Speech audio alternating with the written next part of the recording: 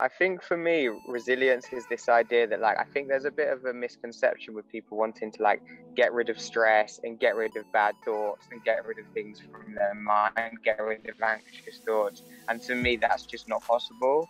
So I think the resilience is acknowledging that these things are going to happen and having the tools to respond to them, like you say, responding rather than reacting. So yeah, for me, the resilience is accepting when these things happen and then choosing. It's like having a toolbox, right? And you want to add all these tools to it, and you can just flip it open and pick one out at the time it's needed. Because people say to me, like, do you get stressed? I'm like, yes. They're like, do you get angry? I'm like, yes, but I know how to respond to it in a better way. And it's this idea of not trying to live this utopian reality, but knowing how to handle things when they come up.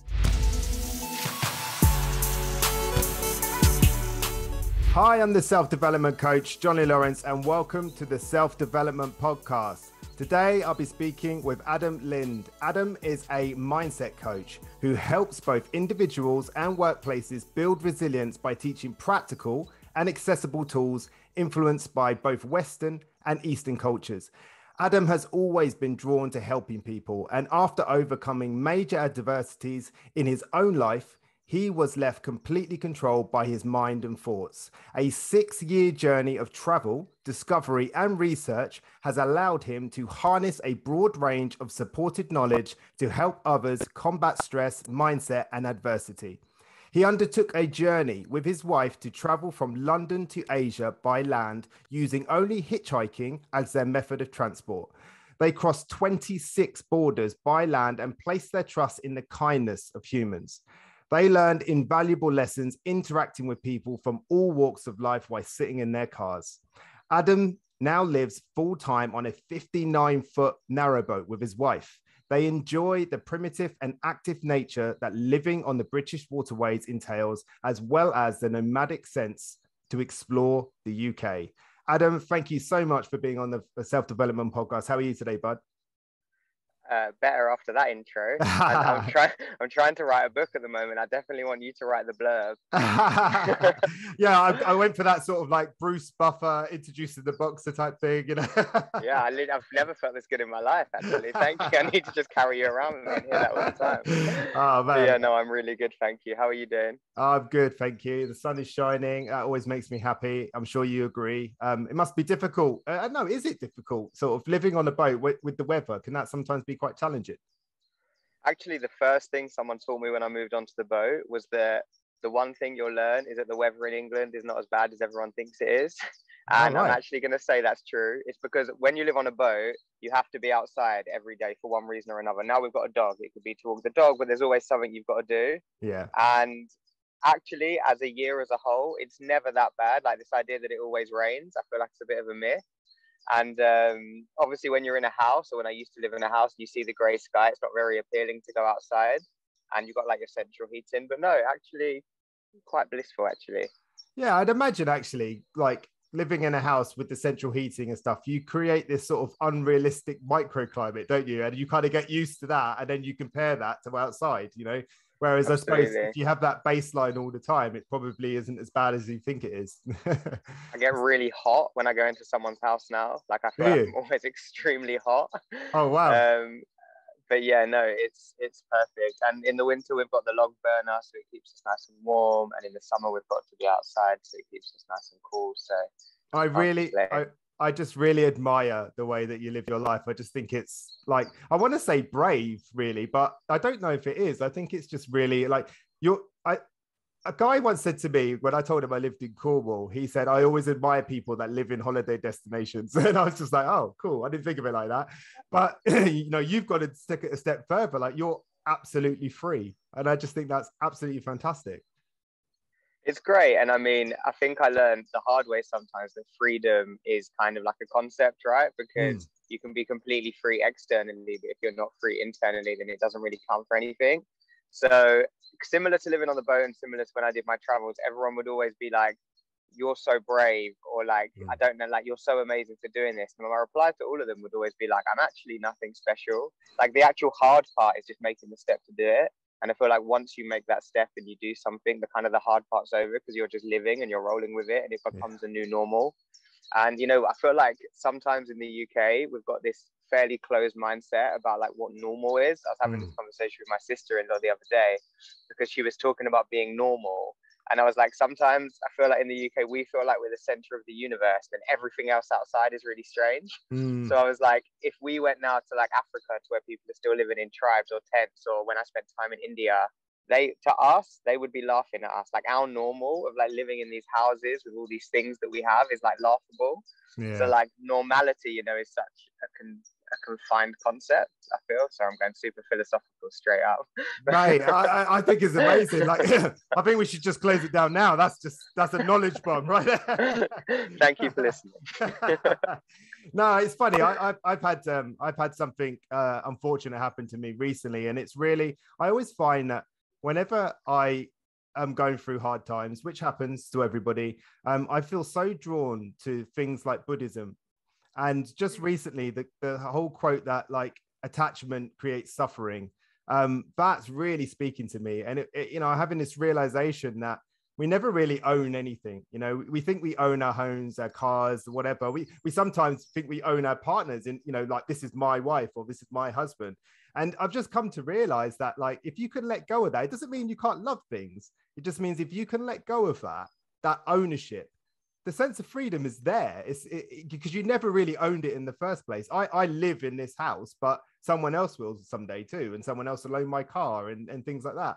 And I just find that there's a lot of peace in that concept. At the moment, I'm having to practice it quite a lot. I have to remind myself all the time that I don't own this, you know, this thing doesn't matter. It's just a thing, you know, but I think it does cause a lot of stress. It has done for me anyway.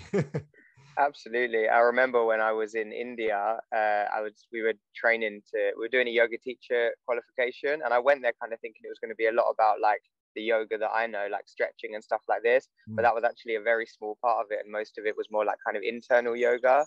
And there'd be these amazing workshops on things like attachment, and someone put their hand up and they were like, how do you not get attached to like my wife or my mom? Like, you know, I'm going to lose them one day and it's so hard.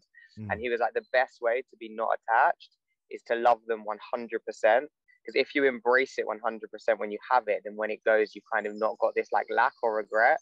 And I think for me, that's where so much of this attachment comes from, is like once we've lost something, it's usually down to like the regret of not having it anymore because we never appreciated it fully in the first place. So I try, bearing in mind, I'm going to say, as I say on all these things like this, I have a lot of answers. It doesn't mean I live by them. Like most of the things I'm saying to myself. But like I catch myself and I'm like, are you enjoying this 100%? And most of the time it's no. And now if I knew if I lose it, it's going to be really hard, right? So yeah, attachment is definitely one. And I think having the boat, it feels like a minimalist lifestyle, but before this, because we were traveling for so many years, it actually feels quite maximalist to us, and we have a lot of stuff. And like the other day, all we wanted to do was go wild swimming, right? And we're packing up the car and we walk into the car and we're like, oh, we forgot this, let's go back. Oh, we forgot this, let's go back. And I was like, we got in the car, we finally left. I was like, you know what the problem is? It's not our forgetfulness. We just have too much stuff. What happened to just leaving barefoot, going for a swim wherever we want? But now we need the speaker, we need the packed lunch, we need the beer, we need that extra pair of clothes, the towel. I was like, it's just stuff, man. Like too much stuff. Oh man, I got goosebumps. You're absolutely right. It's funny because it's so easy. I've done it loads of times. I've got rid of loads of stuff and made the declaration to myself that that's it. I'm not going to buy any more stuff. And then 12 months later, I'm back doing it again. And I just think, well, how did this happen? It just creeps up on you. I mean, kids is one that, you know, you collect a lot of rubbish when you have children, you know.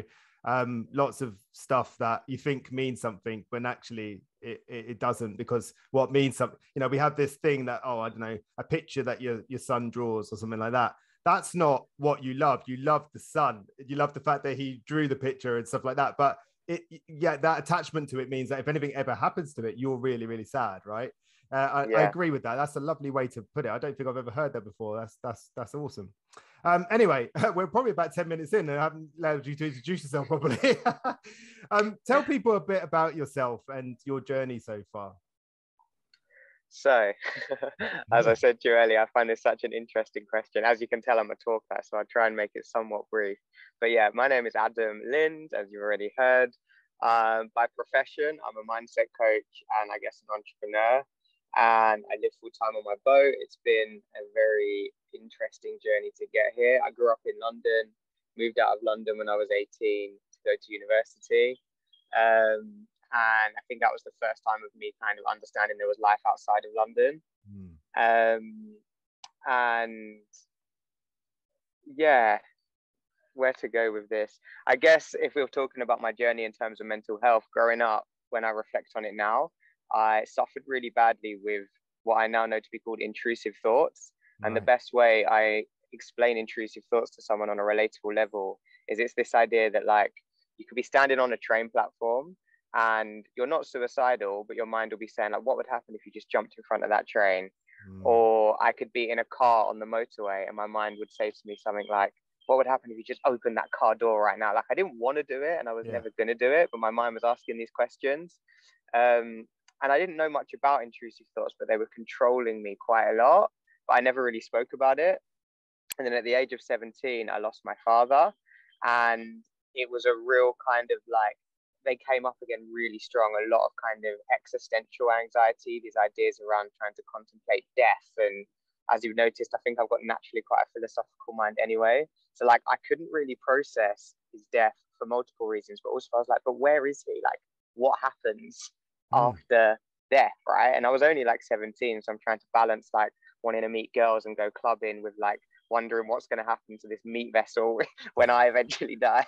And it was just a lot. It was a lot. And I turned to some like hedonistic tendencies to, I guess, in reflection, block out and avoid what was going on. And then I was lucky enough to meet my wife at university, and we went on this journey together to try and hitchhike from London to Asia. So had this idea, we got as far as Turkey. We actually got to the border of Iran, and we couldn't get a visa to get through to Iran and Pakistan. But whilst in Turkey, these intrusive thoughts that had left me for quite a while were coming up really strong. And going back to something we spoke about earlier, I remember I was like lying on a hammock on a beach, like drinking a fresh orange juice. And like, you know, externally, I was so free. Like, if you would have taken a picture of me right now and showed all your mates, they'd have been so jealous. But inside, I was like a mess. Like, I wasn't happy. I wasn't in control of my mindset at all. Isn't that like the whole principle of like Instagram and some of the trappings of it? Is that, like you say there in that moment, if you'd taken a picture of you, it would have looked like you were living the dream, but actually you were living a bit of a nightmare in your own mind. You know, that's absolutely. Sorry, absolutely. Carry on. Anyway, and, no, it's fine. And yeah, and that basically led me to come. I kind of broke down on the side of the road to my wife. I'd never told her about these intrusive thoughts, and I was like, look, I'm scared of death. I'm scared of my own mind. I know this is going to come as a shock for you, but I've been living this way basically for years, and I'm finally ready to admit it. So we came back to the UK, and this was now maybe 5 years ago. And I was sitting in the spare room of my mum's home, and I seen a book on the shelf called The Power of Now by Eckhart Tolle. You might have read it, or you might have heard of it. Yep. Ironically, the book had been given to me a few years before, and I remember flicking through it, and I was thinking, like, this guy is on crack. Like, this is the biggest load of nonsense I've ever heard. So something made me pull over and pick up the book. I was reading it, and I now say it as like the book that saved my life, because it basically was my insight into every thought I have is simply that. It's just a thought, and I have control over each and every one, which essentially, to kind of fast forward to today, moved me into this work of being a mindset coach, basically coming from the standpoint of, I used to wake up every single day and be like, what is the point of being alive? And now thinking back to that, it feels like a different person, and those thoughts are somewhat laughable. So I know that we can retrain our mind through lived experience.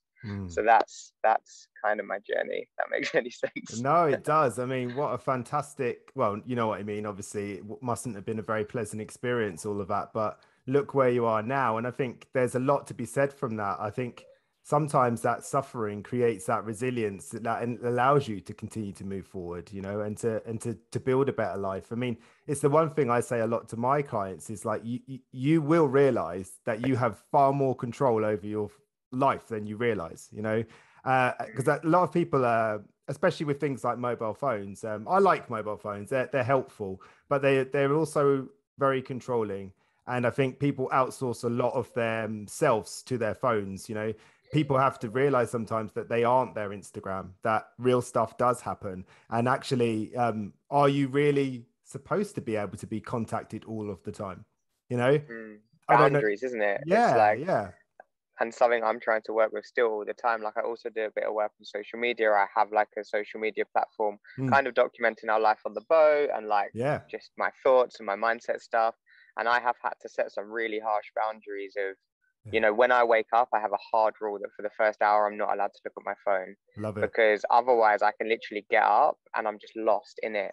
And it's Yeah, like you say, it's like, am I living for myself or am I living for the pictures that I want to take and put online? And yeah, I think this is something that not often people speak about, especially when they have a platform like this. So sometimes I will look back on a post and I'll be like, was I even enjoying that as much as I was projecting that in that moment? So I've really tried to now tailor this and try and create more authentic content that I feel like actually resonates with me rather than stuff that's like clickbait and going to get likes and followers and stuff like that, because it's empty. Like you yeah. could give me 10 million followers right now, but it's going to be just as empty, like I said, if I don't feel happy with myself. Do you know what I mean? That's right. I mean, for what it's worth, I love your Instagram. I was just saying to you before we press record, your stories yesterday were a joy. They absolutely were. Like watching all of you trying to fix the boat and you talking about the kindness of others and being visited by a duck. I just thought it was great. I mean, that's lovely. That's really lovely. And actually, I And that's believe, the stuff that actually fills my soul. Like it's not this kind of edited, perfect angled content. You know, it's literally me like running up and down the towpath, like expressing my thoughts and feelings as they're happening. Like yeah, that to me is pure. Do you know what I yeah, mean? yeah, because It's the that's more life, like isn't it? yeah, it's the Yeah. filtered aesthetic side of it that's all a bit like superficial, I think. Yeah, it can be. Yeah, absolutely. I mean, I don't get me wrong. It sounds like I hate Instagram. I don't. I like it, but it's just unfortunately, with every person I work with, it comes up at some point. In some way. Things like a lot of stuff from the pandemic. Where people were struggling with homeschooling and struggling with a great deal of other things, not having a job, illness, things like that, and other people were, I don't know, doing some baking cakes with their kids and looking like life was just easy. I think it triggered a lot of people and it upset a lot of people. But as we all know, like that's a snapshot of somebody's life, isn't it? It's a snapshot, and it's the bit that they Absolutely. picked. I always laugh. I say to people all the time, never have you been having a blazing row with your partner and stopped to take a selfie. It just doesn't happen, does it? Yeah, I love that example because I Yeah, get a lot of messages saying things like, "Oh, you and Lauren are so perfect," or like, yeah, "I wish I had a relationship like yours and Lauren's." And don't get me wrong, I love my relationship with my wife, but we argue. We had an argument yesterday, and yeah. it's like, and I say to these people, I'm like, if I got my phone out in that moment and started filming it, she'd throw something at me. Like, it's just, it's not that I'm trying to only show the good parts, but there's like, I think naturally as well, we like to share when something's nice. Yeah, But like, I was yeah, like, I'm not hiding the fact we have an argument. I also just don't feel in that moment that I want to record it. So yeah. it's It's this hard balance, isn't it? People yeah, only showing the good parts, but also quite understandably because yeah, yeah, I'm not going to film a row that we're going to have. Do you know what I mean? But I yeah. like to now try and talk a lot more openly about the trials and tribulations of everything in our life because yeah, it can be very glorified on Instagram for sure. Yeah, and I suppose that's one of the things that I took, like not realizing it till you said it from your stories, is that you were talking about something that must have been really quite, it must have been quite a concern at beginning that your boat wasn't working and things like that. And you just documented it like how you repaired it and stuff like showing that you do have daily troubles, because Yeah. it's very easy, I suppose, to think to picture you as having this idyllic life. I mean, even now sat there, I can hear the birds in the background and stuff. And but I'm pretty sure that, all it would take is a bit of rain or, I don't know, something. And your day changes completely. It's a mood. Some of them things can be mood changing, right? So, Yeah, I guess it is a lot to do with mindset as well, though, because one thing I did find interesting at the end of the day yesterday when we'd been kind of laughing and documenting, like something wrong with our engine and it led to something else going wrong and something else going wrong, something else going wrong. But we had a really great day. yeah, And what one thing that really struck me, and I spoke to my wife about this yesterday, is I had a lot of messages from people saying things like, oh, if that was me, I would have been saying, oh, I've had the worst day. Or if that was me, I'd be saying to people, you wouldn't believe the bad luck I've had today.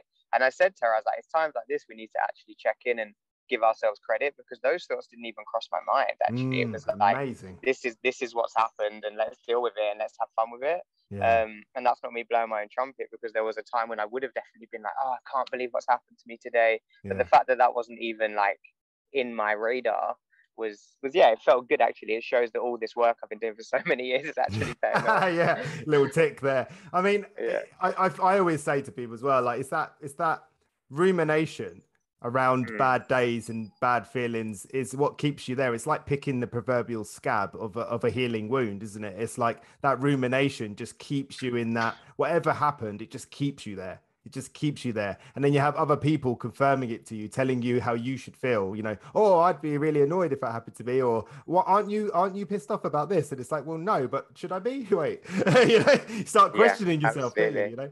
But I mean, someone said to me yesterday, he was like, when you have an idea or you have something you really believe in, you actually want to keep it to yourself, because when you start telling everyone else and you start getting fed all of their opinions, that's when actually your mind starts to change. But if you actually just listen to yourself, then usually you have the answers you want anyway. Yeah, it's one of the reasons that during the pandemic, I didn't watch the news. I know what's going on. Unfortunately, at the time, people were dying. The death toll was going up. People were getting ill. Everyone was panicked. People were losing. I knew all that. I didn't need to be reminded of it every single morning. As I turn on the TV, half an hour after waking up, turning on the TV, I'm just hit with misery. And obviously that doesn't mean I don't care. It just means that I've got to somehow get my family through this pandemic and stay positive and upbeat and optimistic. And that wasn't going to help. So I haven't watched the news in, I don't know how many years. And I could go on for hours about why I don't like watching the news. One of the first things I recommend to all my clients is stop watching the news. But it's hard because I also try and hold in all my beliefs that like I know nothing. So I don't like to come from this point of like, I know you shouldn't watch the news, because at the end of the day, it's my opinion. Yeah, but I perspective, think isn't it? Not much good comes from it. Yeah, exactly. It's just perspective. You found something helpful. It's like what we, as coaches, we offer tools, and we try to tell you where to use the tools, but what you don't want to find is you're trying to use a saw when you need a hammer, stuff like that. So it's about understanding how to use them tools, and actually sometimes understanding that sometimes the tools fail, sometimes the tools don't work, sometimes the thing you have to do in that moment is experience it. Absolutely. And try when you are ready, which is important, to try and take that learning if you can, because there's always a little lesson, whether you want it or not.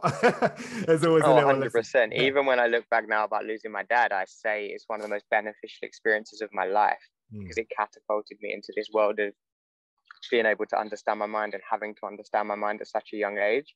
And I feel like if that didn't happen, I wouldn't know half the things I know now. So I'm so grateful for that experience. Yeah. What a wonderful way to look at things.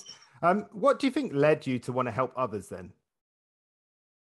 I think, like I say, it was this, I feel like I've always been someone that people leaned on for advice anyway, like just naturally, even when I was young. And then after I got myself out of this hole and I was like, wow, like I've literally retrained my mind.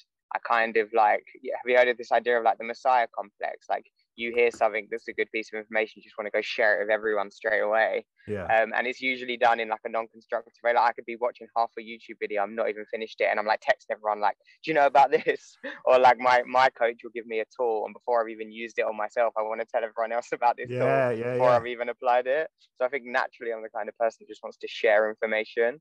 And once I'd kind of rewired my mind and got out of this hole, I was like, surely I can give this advice to other people now. Do you know what I mean? So I think it came from that standpoint. And I think also like living through purpose, like I was never cut out to have like I had an office job once for like a year when I was 19, and like it just didn't work. And I knew back then that I would always be self-employed. I remember saying to my mum, like, Mum, just so you know, like I'm never gonna have a proper job. And she was a bit like, you idiot, like one day you'll wake up in the real world. And now I'm like 30 and she's still waiting. But I think it also came from this path of wanting to be an entrepreneur and wanting to do something for myself. Definitely was a factor in helping people in my own way. So multifaceted, I guess. I mean, that's the thing, isn't it? It's like being a coach, people think that you think maybe that you've got all the answers, but it's not that, because there isn't any answers. And the things that you do and the things that you know will impact your day in the way that it impacts your day anyway. It doesn't matter like that, this stuff. Like we can all know that you should choose to respond instead of react, but sometimes we still react. It's just the way it goes. It just depends on what's happening, but so many times I'm with a client and I'm like telling them this stuff and I know I'm speaking to myself, like I'm speaking to them, but I'm actually, and the amount of times a client will show up with Sorry. That's The okay. amount of times the client will show up with an issue and it's like the exact issue that I'm working on at that time is just fascinating. It is. That's very interesting. Actually, you said I had that happen to me recently, and it's just funny. You find yourself talking, and you have this little moment of playfulness with yourself where you're like, "You hypocrite!" Absolutely. You're just trying. You're just trying your best. But I mean, I believe that one of the best qualities a person can develop is resilience. And I know that you've helped many people build this. So I'd love to know, like, what's your definition of resilience and how can people build it and develop it within themselves? Good question. I think for me, resilience is this idea that like I think there's a bit of a misconception with people wanting to like get rid of stress and get rid of bad thoughts and get rid of things from their mind, get rid of anxious thoughts. And to me, that's just not possible. So I think the resilience is acknowledging that these things are going to happen and having the tools to respond to them, like you say, responding rather than reacting. So yeah, for me, the resilience is accepting when these things happen and then choosing. It's like having a toolbox, right? And you want to add all these tools to it and you can just flip it open and pick one out at the time it's needed. Because people say to me like, do you get stressed? I'm like, yes. They're like, do you get angry? I'm like, yes, but I know how to respond to it in a better way. And it's this idea of not trying to live this utopian reality, but knowing how to handle things when they come up. Yeah, I love that. I mean, it's funny. I know these two brothers, right? Both grew up in the same house, right? One of them was a bit older. He'd been through quite a lot with the family beforehand. And the other one hadn't quite got as much of the sort of bad stuff that happened. And what's interesting is that you would think that the one that went through all of them hard times would really, really struggle and have lots of mental health issues when he's older and lots of therapy to sort of work through them troubles. But the resilience he has is unreal. It's because he has been tried and tested over and over again, and he knows what he's capable of, and he knows what he can handle, and he knows what a 10 feels like. You know, like when you go to the doctors and they go on a scale of 1 to 10, well, that depends whether you've ever had a 10 before, doesn't it? Yeah, and I think resilience is matched with adversity, like you say. And sometimes I think I got lost in this bit of a trap when I was a bit younger, and someone would lose like a great grandparent and they'd be like so upset, and I wasn't able to show compassion because I was in this state of like, well, I lost my dad. Or like someone will be upset because like their phone broke, and I'd be like, are you being serious? But if that's the worst thing, like it's that saying, right? The worst thing that's ever happened to you is the worst thing that's ever happened to you. So if you've not gone through some really bad times, then that worst thing is going to have potentially as much impact as someone that's been through like a 10. So I think it's also moving in this space of compassion of everyone will handle adversity differently based on the adversity they've experienced in their past. You're so right. I mean, like I said, recently I've had some troubles, pretty serious ones. And before that, weeks before that, I had loads of decisions to make around my business, and every single one of them felt like a 10. And then when this actual 10 came along, I realized that these things I've been worrying about were barely a 2. And all of a sudden the answers came to me just like that, because I realized how unimportant they really were. So I think that again is the source of resilience, in my opinion. But I mean, how do you think people can build and develop it? Coaching, as in like honestly, like this isn't even to me, like having a coach, having a mentor and educating myself has just been so, I think it's having that outside opinion that you don't know and having someone actively listen to you and someone that's done the work to learn the skills. Like I can't imagine not having a coach and not having like people to guide me now, even as someone that wants to guide other people. So I guess if I'm being honest, that's been my main source of resilience. And like I said, educating myself, reading books, listening to podcasts. Like I've taken so much fruitful knowledge from outside sources, because there's only so much you can maybe learn from your own small circle or your own friendship group. And if your friendship group isn't one that likes to talk about this stuff, that's why podcasts are so great, right? But that's why documentaries can be so great. I've learned so much just from walking up the towpath with my headphones in and listening to someone that inspires me. So and I guess just being open to it and being patient. I mean, my mentor, he always says to me, education and experience equals wisdom. And I absolutely love that. I mean, he talks to me a lot about philosophical loneliness, he calls it. And it's the idea that, you can go to a conference or whatever, or you can go anyway, you can go out for drinks with friends, and you want to talk like we're talking now. You want to talk about all sorts of deep and meaningful things. They want to talk about Love Island. And I'm like, I don't really have a lot to bring. So you can sit there with people and feel lonely because you're not you're not able to have the conversations that you want, that create all this, the wisdom and good feelings and create a good experience for you that you can nurture and sort of like, I don't know, take something from, So yeah, resilience, very powerful. Coaching, I agree. No, but what you just said, I can really relate, because I've had, people say like surround yourself with people that interest you, X, Y, Z. But I think it's a lot harder than that, because for myself, I've got a lot of friendships I grew up with who, like you say, way more want to talk about Love Island and things like this. And there's been points in my life where I'm like, do these people serve me? Do I want to be their friend anymore? But I heard this amazing, have you heard about these 4 C's when it comes to relationships? So you've basically got the 4 C's are care, competence, character, and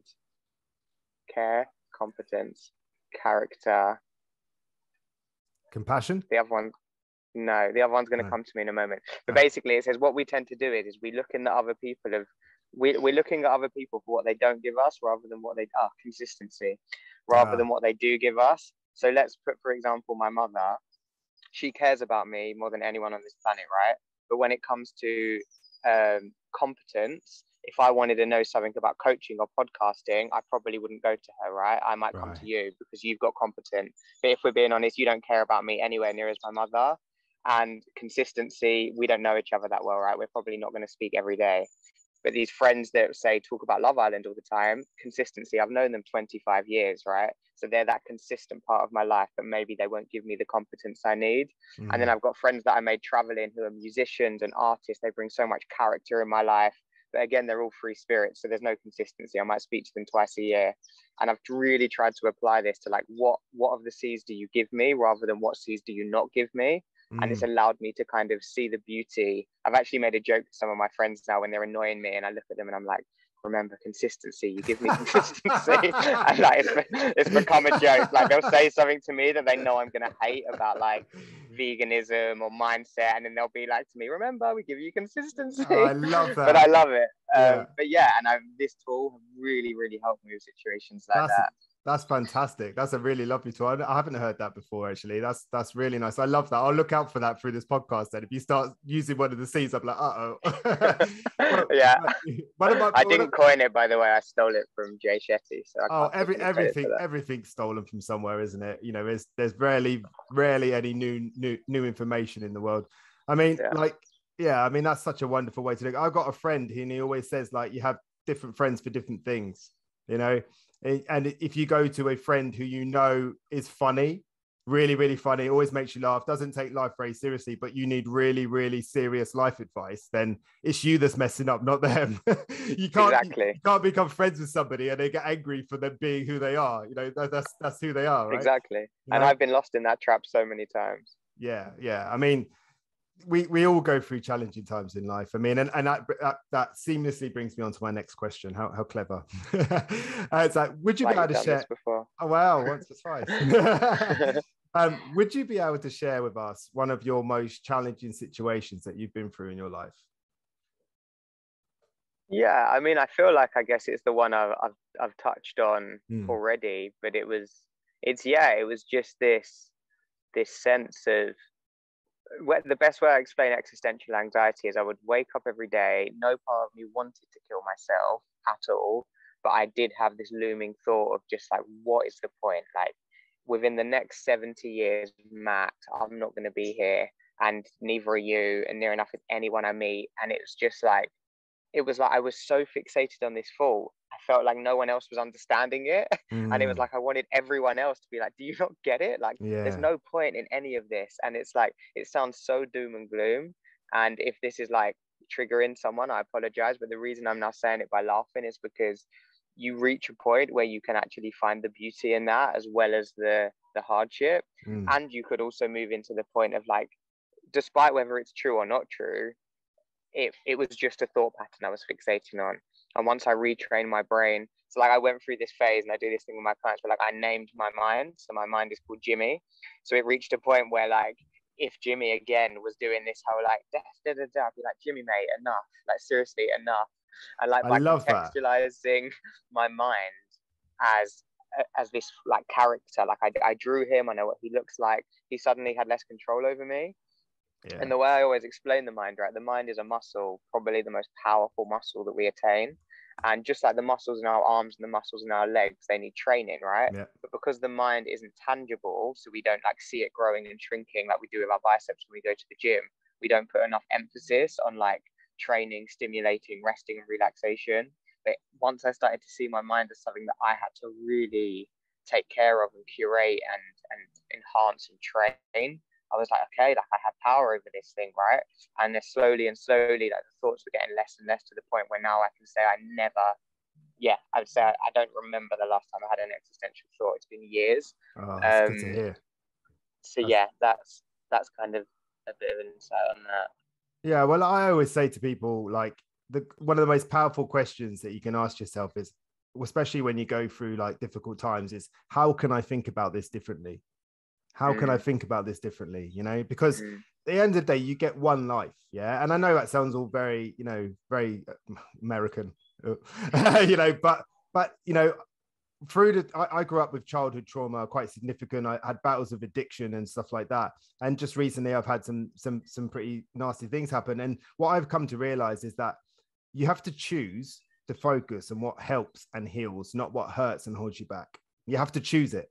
You have to choose it, because all day, you know, every day, it's very unlikely that you feel miserable every second of every day.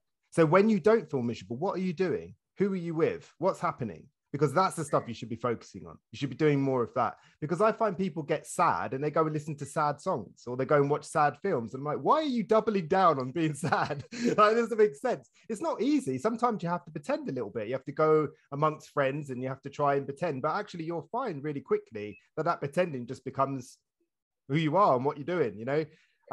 You have to really try. Like, I think that's the bit that people don't realize about life. Like, it's not about trying to make it effortless. Actually, it's the effort. It's the effort and the attitude that you put into your life that makes a big difference. I believe this anyway, you know. And sure. it's not. Sorry, go on. No, go ahead. I think another thing I've learned with all this mindset stuff is that sometimes we actually put too much emphasis on the mind and not enough on like somatics. So you know what I mean when I talk about somatics, like the body. Yeah. So I feel like talking therapy, this used to really trigger me, because I'd call myself like a talking mindset. Like I do mainly talking, and I was watching all this stuff that was like, talking therapy doesn't really get you anywhere. I was like, how rude. Like, I've helped loads of people, but they're talking about the idea of using the body as well. And when you talk about rumination, like, you can replay the same thoughts in your head again and again and again, but a practice I love is like moving into the body. So when you look at emotions, scientifically they say that emotions actually only last for 90 seconds. So emotion, right, energy in motion, is moving, and where they usually felt at the beginning as physical sensations within the body.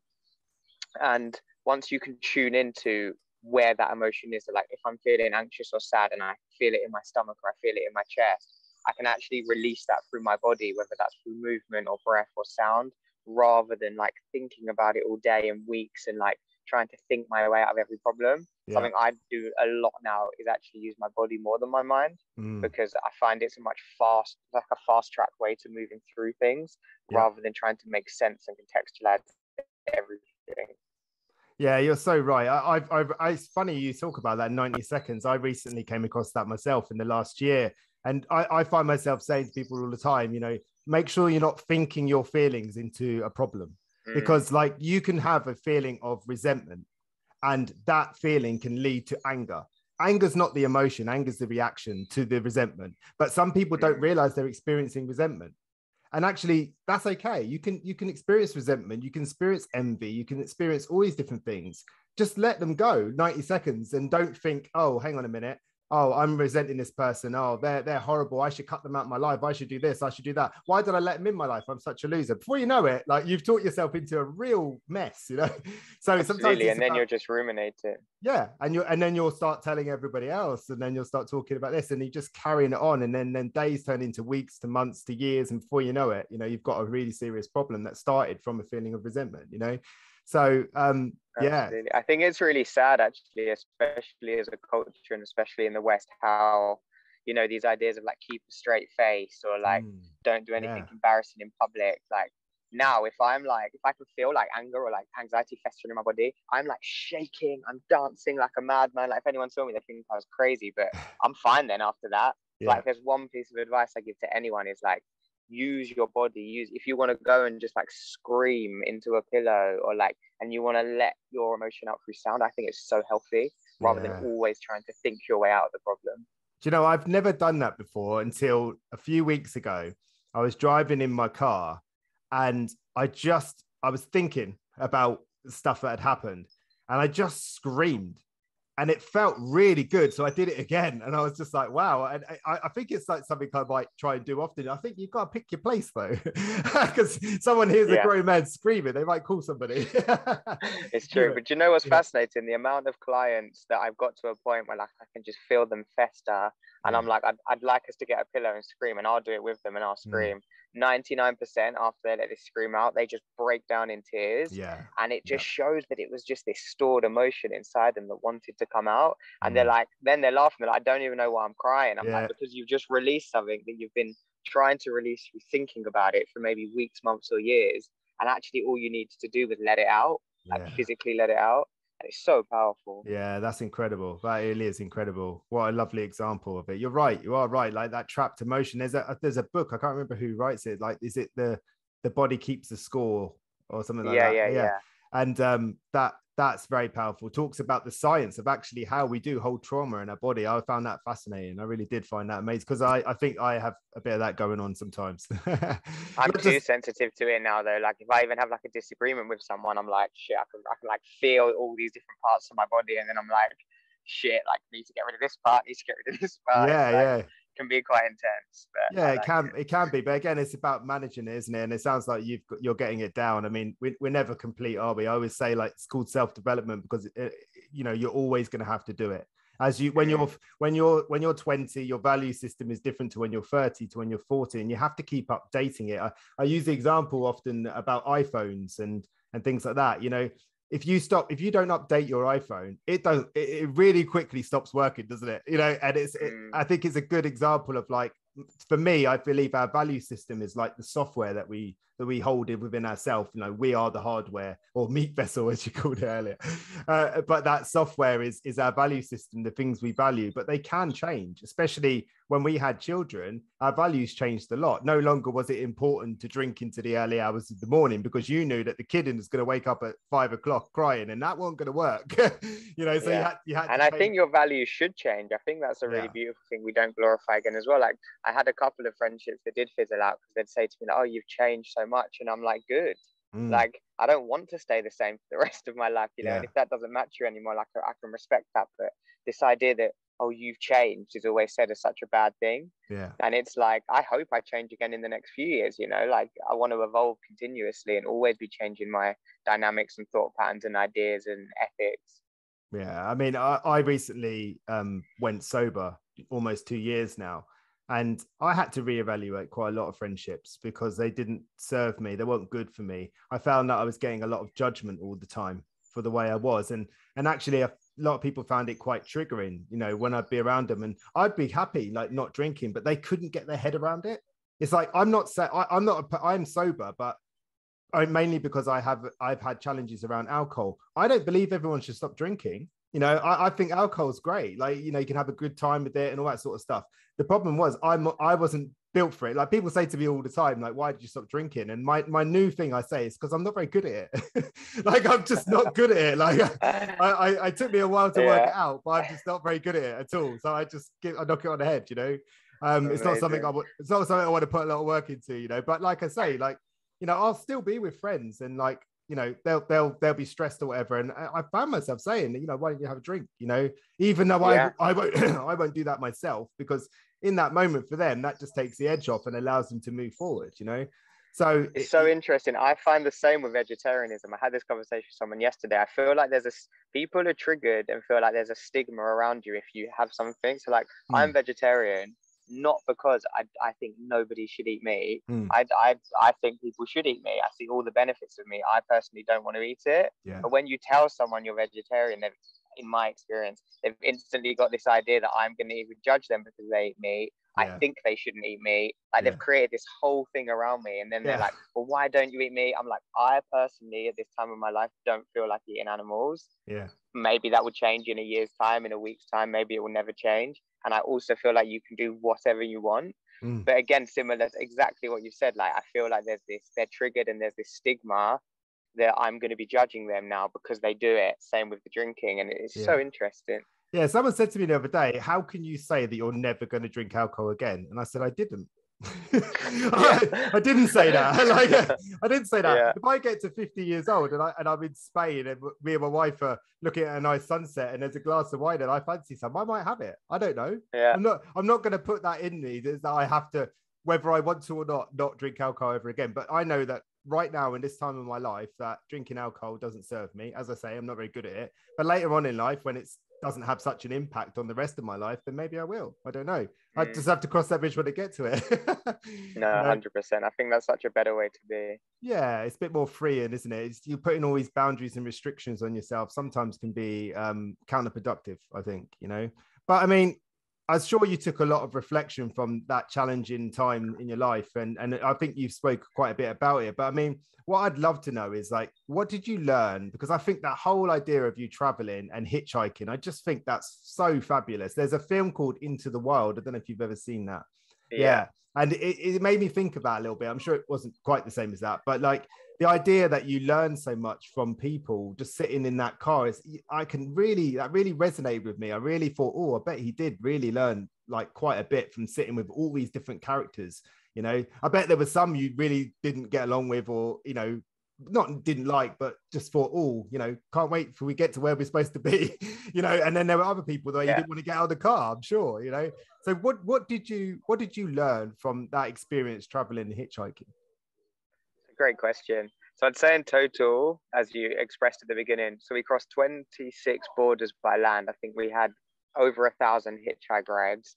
And I was trying to think recently, like how to if you could contextualize what you learn, I'd say that most people are the same, as in that they want for the same things, which is basically connection, shelter, and food in whatever way they find that. Also, just the natural, innate kindness of humans. Like we had people pick us up from like families, teenagers, old people, single people, you know, friends, like any walk of life you can imagine picked us up and took us somewhere. The amount of people that not only took us somewhere, would go out of their way further than they needed to, take us back to their house to sleep for the night, take us out for lunch. Like the stories of kindness I could share with you are just like unbelievable. I'll share my favorite one really briefly. We got picked up from this girl who was in a van. We were somewhere in France heading towards Italy, and we didn't really have much of a plan. We needed to be in Italy in 2 weeks, but we knew we could have done it really fast. And she said she was driving like 5 hours south, and it was further than we wanted to go, but we were like, fine, let's do it. We got in her van and she took us to Lyon, which is like a really big city in France. And we're not really much of city people. So we got into the city and she was like, here's your place, blah, blah. And we were like, we don't really like it here. Like, is there any countryside you can take us to? And she was like, I actually live about half an hour south from here in a village called Chambéry. I can take you there and I'll drop you in a field and there's like places you can camp, because we had a tent. So she drove us there. And then when we were getting closer, she was like, do you know what? I'm actually driving to Switzerland tonight to go to a festival. If you want, I can just give you the keys to my apartment and you guys can just live in my place while I'm not there for up to 2 weeks. And if you're still there in 2 weeks, great. And if not, you just leave the keys under the mat. And like this girl, she just picked us up from the side of the road 6 hours ago. Fast forward 6 hours, we're in this beautiful like penthouse flat overlooking this like quaint French village. And she didn't know us. She didn't know us at all. Like she barely knew our name. And but what's crazy is that sounds crazy, but I have countless experiences like this. So I think just the unbound kindness of humans is just insane. Insane. Wow, what a wonderful story. That is, and I believe you that I bet you have got stacks of stories like that. Yeah, that's like one that sticks out. But yeah, I have so many, particularly in Turkey. Like Turkey for us was the friendliest country. We always make this joke that like our average wait time in Turkey for hitchhiking was around, I'd say, a minute, because like usually the first car would always stop, and they would insist on taking you for lunch. and not just any lunch, like a massive lunch. So if we were doing like a big journey, we'd get in a car, say they were only going 40 minutes, we'd go with them, go for lunch, they'd take us to the side of the road. You'd wait for the next car and they would insist on taking you for the same kind of lunch. And you'd be like, honestly, I am so full. And they're like, please, please, please. And I'm like, it's not you, I promise. I just don't want to eat anymore. So sometimes we'd have to like wait to hitchhike just because we knew we'd have to go for a massive lunch every time. That's amazing. It's like, I couldn't know, mate. You just keep driving. I'm too full. I can't get in your honestly, car. literally. But they want to just give. So it's so hard. And you feel so guilty saying no. It's like offensive. Yeah. Like we'd always bargain with like, what about just an orange juice? Like I drank so much orange juice in Turkey just to avoid eating so much food. That's incredible. I love it. I mean, I love the fact that you say that, like that kindness, because I've got told a story a little while ago by somebody who kindness saved their life.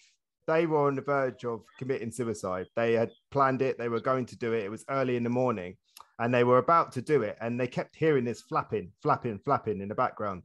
And in the end, they were like, I need to know what it is. And it was a pigeon. It was a pigeon that was stuck. So what they did is they picked up the pigeon and they took it to be rescued and got it all sorted out. And it had a broken wing or foot. I can't remember which it was. Anyway, the point was that they didn't commit suicide because they saved the pigeon.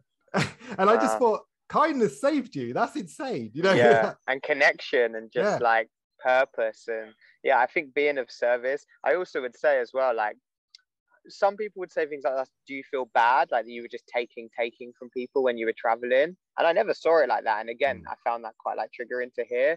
But it's not. For me, it was like, it's an exchange, right? Like we were giving to them just by being with them and like experiencing and telling them about our culture. And like, you know, it was an experience for them as much as it was for us. So I think this idea of like mutual exchange as well is like so prevalent. It depends what you hold value on. I mean, that person's got the company of you, which I'm sure was wonderful, and your wife. And you know, if they were on a 5-hour journey, that must have been quite a nice thing to have, you know. So I'd imagine it was an exchange. Absolutely, you know. I think one final thing it taught me as well is like, I feel like growing up again with British media, we're quite prone to like the subtle racism without even meaning to. Like when I told my family I was going to Romania, they're like, oh, but be careful, they might steal from you. When I said I'm going from Turkey, be careful, you might get killed. Like all these things. And I don't blame my family for saying these things because I think it's systemic conditioned racism. Especially for older generations. But also just, like it really stopped me like fearing people based on like, I mean, if I'm going to be really blunt about this, obviously you should never fear someone based on the color of their skin or whatever. But I think systemically I did because of things that were fed to me through my family and the media. But it really spread this equality out between like all walks of life because again, we're all the same. And that's one of the nicest things it taught me as well. I think when it comes to racism, my belief is that it's about intention. You know, if you intended to offend me, you've offended me. If you didn't, then you haven't. And an example of that was I was at my son's rugby game a little while ago, and there was an older chap behind me, and he was telling a story to a friend, and he referred to a black person as a coloured person. And everyone around me gasped. Now, I live in Cornwall, so there was a high chance I was the only black guy there. but like everyone gasped, and I couldn't really be bothered with it. So I sort of I acted like I wasn't paying attention. Anyway, when we got into the clubhouse, someone came up to me and said to me, I'm really sorry that you had to hear that. And I sort of went, are you talking about the chap saying coloured? He said, yeah. I said, look, what you have to understand is that guy, what is he, late 60s? I said, that was his attempt at being politically correct. Because when he was growing up, saying coloured was the right way to say it. Just because you've changed it or society's changed it doesn't mean that he's caught up yet, you know? And it's about intention. If you intend to be racist and offensive, then you most likely will be. But if you say something like that with the intention of trying to be politically correct, but it's not politically correct, I'm not sure that's the same thing, you know? I couldn't agree with you more. And again, the way that the world's changing now with like younger generations and like everything, like, you know, you can't get a word out of line, you know, you're going to offend so many people. And I completely agree. And same, like sometimes I'll hear like my uncle, he's 80 and he'll refer to someone as like half caste instead of mixed race, you know? And again, it's like, he's just trying to explain the person to me. Like the context of the story isn't about their color. but he was just like trying to make me remember who he's talking about. And it's innocent, like like you say, intention over everything. It's all about intention, man. And it's like, you know, I've obviously encountered racism many times. Most recently I got called the N-word online, and it's just, my initial reaction was sadness. It's like, who carries that level of rage around with them all the time? Like, that's going to come out in road rage. That's going to come out in the post office. It's going to come out in the supermarket. That's not good, man. That person's in enough pain. I'm just going to move on. You know what I mean? I'm not going to bite. I'm not going to send a message back. It's not about me. It's about them, you know? And like you said, look at all the people that you met of all these different cultures. And if you're racist, then you don't get to do that. You don't get to experience different people, different music, different foods, different experiences, you know? And that's a shame, I think. I think it's a real shame. And I think I feel sorry for somebody that's in that situation more than I am angry at them, you know? Yeah. But I mean, what led you to, like, you and your wife to make that incredible decision to sort of live on a 59-foot narrowboat? I mean, let's get to it. What made you do that? Because that's just fantastic. So I think we'd been traveling for 7 years. We'd spent a year in India, and we were kind of starting to feel like we needed some roots. Like, traveling's amazing, but like never having your own bedroom, never having your own consistent space for anyone, but also as a couple, I think we're starting to take its toll a little bit. Yeah. And like anything, it was like too much of a good thing. Like, by the end, I'd stopped appreciating the hitchhike rides as much. They'd taken you back to their house to sleep. Like, I remember like that happening once and me being like, oh, cool, and being like, whoa, like for someone else, this would still be the best thing ever. It lost its magic a bit, I guess. Yeah. So we decided to come back to the UK and had no plan. Temporarily moved in with Lauren's mum just as like a base, and then the whole COVID thing happened. And her mum had gone on a walk one day with a friend, and she came back and was like, oh, I've just been for a walk with my friend. He lives on a narrowboat. Would you guys ever consider that? And Lauren was like, absolutely not. Like, I need somewhere to do yoga. I need somewhere to grow vegetables. Like, I need a garden. And I was like, maybe. And then I just started like researching it like a madman and just became obsessed with the idea. And I started to show Lauren ways that people grow vegetables and do things like that. And yeah, it was kind of, we didn't think about it. Our friend had a narrowboat and he was going to France for the lockdown and offered us to move on to his down in Bar, which was a really beautiful way to spend lockdown, actually. It was just like in the forest on his boat. And we were like, this will be a good trial. And we feel really blessed for that because it's quite difficult to rent boats. But I always say, if you can try it before you buy it, obviously that's better. And we said we'll give it a few weeks and decide. But within like 2 days, we were like, this is exactly how we want to live. Like, this is just amazing. And then soon after took a loan out from the bank and bought a boat. And that was now nearly 2 years ago. So it doesn't sound like you regret it. Definitely don't regret it. Can't imagine another. We even like say these things sometimes, like, if we won the lottery, do you think we'd move off this boat? And be like, I don't know. Like, I actually don't know. Yeah, I mean, it's funny. People think money brings happiness, but I've had clients that will be crying in their Ferrari, just like the ones that are crying in their Fiat, you know, whatever, Absolutely. know, money doesn't buy it. Yes, it helps. Of course it does. But it doesn't buy you happiness. I just love that. I love that. I love the subtle irony that your mum told you that you needed to get a real job and that, and then she's the one that suggested the boat. I think that's brilliant. Yeah, exactly. And I never imagined by having the boat, it would create these opportunities. Like, my Instagram platform was started around having a boat. Like, everything just feels really synchronistically gone the way it was meant to go, basically. Yeah, I think when you stop forcing life and you just sort of start to work in alignment, things just start to happen, don't they? You know? Yeah, like when you surrender, again, like learning the best way to learn this is travel and hitchhiking. Like, as soon as you're there, you really want the ride, nothing's coming, you're waiting hours on the side of the road, and you just give up, and then like you just surrender, and then someone just stops. It's like, oh, you want to go to Valencia? I'm going there anyway, jump in. No way. That's and crazy. It's like countless times, honestly, countless. And I said to Lauren again recently, like, now we live a slightly more structured life. Like, we're both self-employed, we have this boat, we have the dog. Like, you're less open to the surrendering because you're living more regimented. And then I've really been trying to get back into this flow of like not having a plan and seeing what happens, and everything just falling into place the way it's meant to. I think the reason a lot of people don't believe in this stuff is because we're not open to see it, because we're living on autopilot, myself included sometimes. And I always, if I can switch off for 3 days and just like leave the boat and just be like, literally, I'm open, let's see what happens, magic, always magic. Love it. It's funny because the world is always signaling you, isn't it? It's always like nudging you in different directions. I mean, people, I was often talk to people about acceptance, and they often say to me, oh, I'm really trying to accept, or I'm really working on acceptance. And I say, oh, there's your problem. Acceptance is not an action, it's a non-action. You know, as soon as you find yourself trying to accept, then that's the problem. You know, and language, like the power of like I am trying to do something rather than like I am doing it, you know. Like talk, I think language speaks like volumes about what we do, and I always try and check in with people when they say to me something like I shouldn't, my trigger words I don't like are shouldn't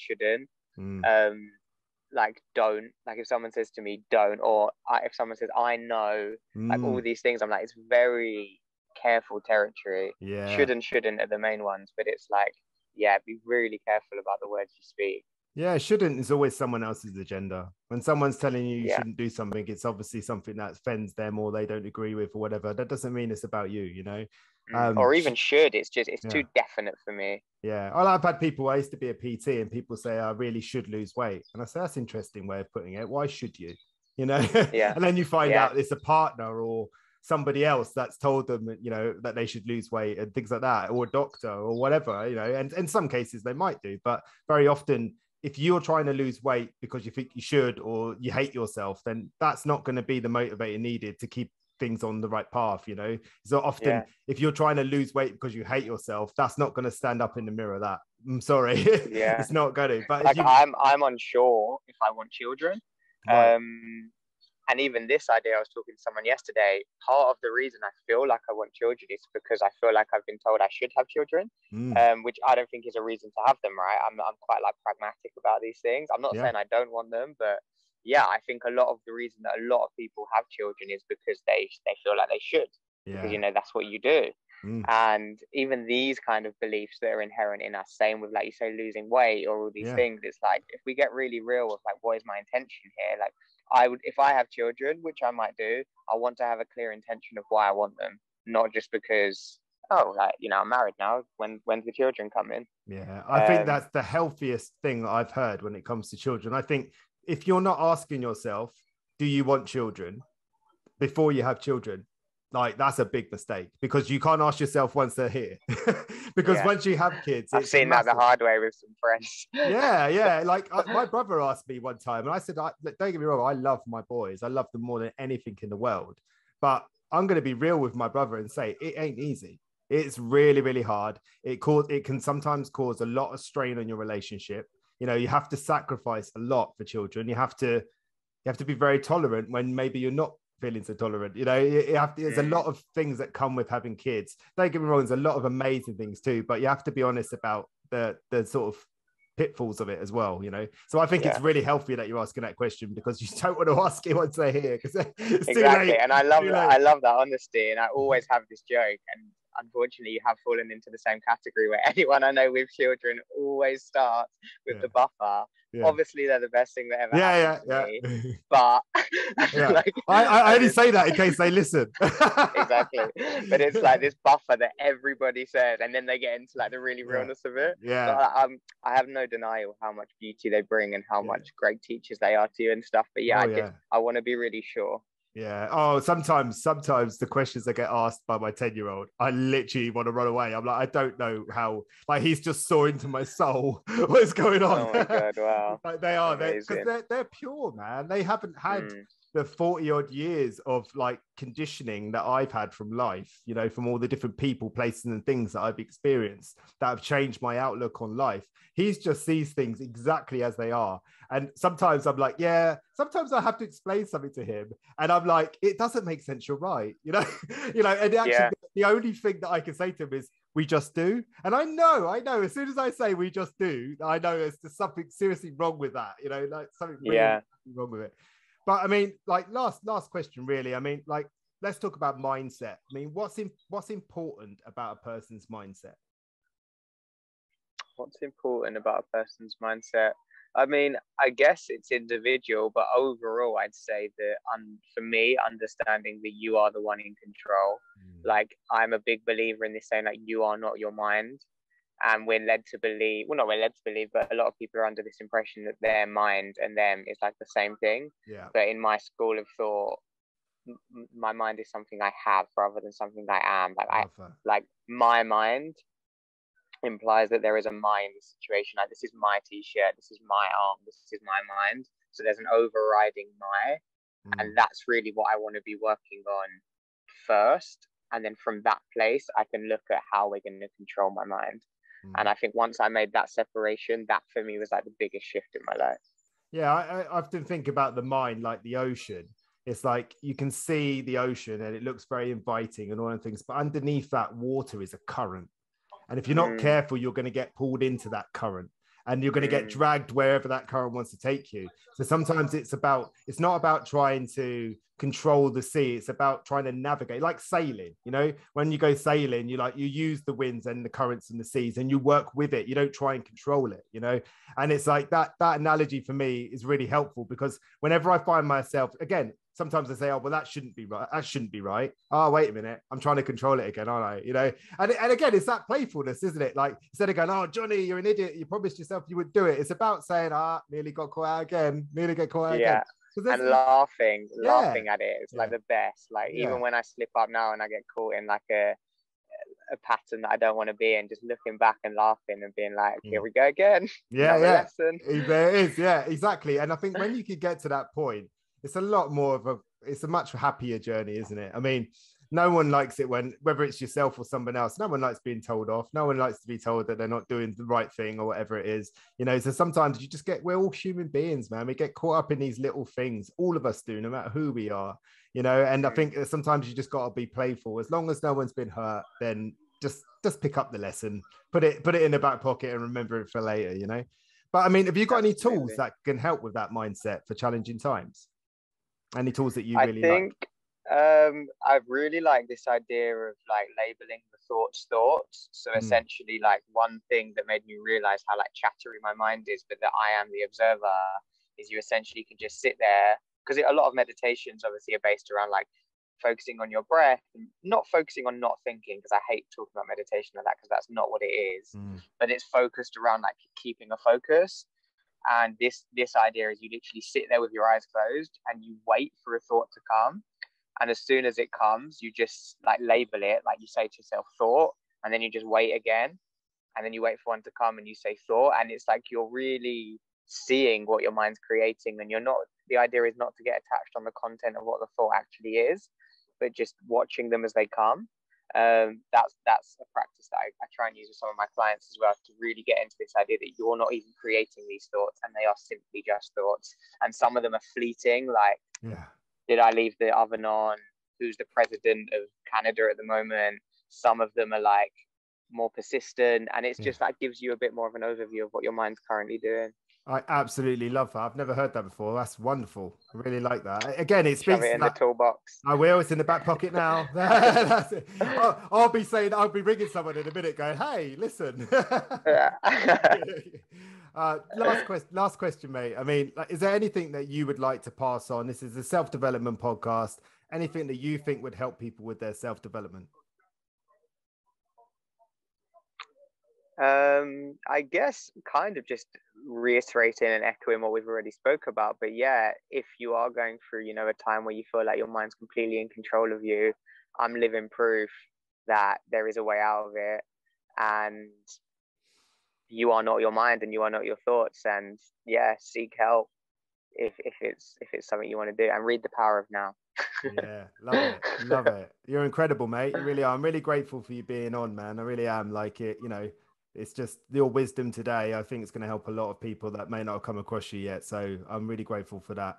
That means a lot. I'm really happy you reached out. No, me too, man. Me too. Hopefully, whereabouts is your boat? Like, where are you sort of? I suppose you move currently around Birmingham, but we're heading north. But we hang out in Cornwall sometimes, so I'll definitely hit you up for a couple. That would be amazing. That would be great. It'd be really good to catch up, man. It really would. So, like, what's next for you, and where can people find you? Just before we go. You can find me on Instagram, adam.floatinghome. I've also got a podcast called the Floating Home Podcast that's on Spotify and all stuff like that. They're the main ways you can find me, or contact Johnny. I'm sure he'll give you my email or something. Yeah. And what's next? I'm actually trying to move into more the space of corporate wellness, actually. So taking these mindset ideas into businesses. It's kind of in early stages, but that's what I'm focusing a lot of attention on at the moment. How exciting. That's really cool. I have to look out for that. Yeah, I think there's a lot of humanization needed in businesses. I think some people get caught up in so much sales and strategies and all these things that they forget the human beings are by and large the same as you've alluded to when you traveled. And there are certain things about humans and needs that we need to sort of attend to, really. And I think that Absolutely. can work in business. And I feel like if we can have these tools in the workplace, then there'll be less people off work with stress. There'll be less people off work with like being signed off and stuff like that. So if you work for or own a business and want me to come in, hit me up. That's it. Do it. I remember plug-in. I remember speaking to a friend a little while ago who owns a big business, and he came to me and he said, like, he said, you like all this mindset stuff, right? I was like, right.